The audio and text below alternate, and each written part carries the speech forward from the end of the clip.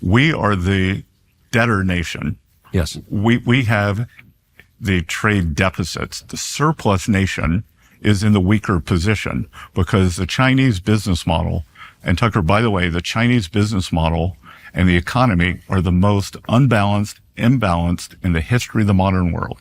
We've never seen anything like this in terms of their export level relative to their GDP, relative to their population. So I think it is going to be very difficult for them to try to change the model. They're in a deflationary recession/depression right now. They're trying to export their way out of it, and we can't let them do that.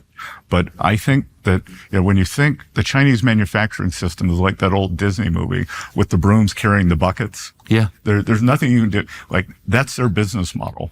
It's not going to stop. Now, what could happen if you were to say, Scott, what's the dream scenario?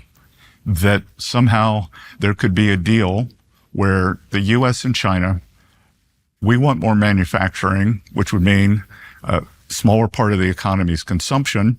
The Chinese have this imbalanced economy with too much manufacturing, and actually the Chinese consumers really get the short end of the stick. So Chinese households, they're called in what's called the middle income trap. That could we do something together to say, okay, you rebalance, you consume more, manufacture less. We are going to consume less and manufacture more, and we'll be military rivals. There'll still be an economic rivalry, but we're going to level the playing field by a lot. Now, that's not going to happen tomorrow. That's not going to happen in a month. But over the next few years, they may have to come around because I think their business model is broken. I think President Trump's broken their business model with these tariffs.